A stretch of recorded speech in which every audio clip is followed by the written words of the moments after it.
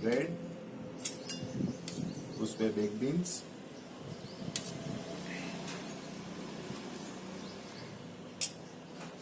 थोड़ी सी प्याज,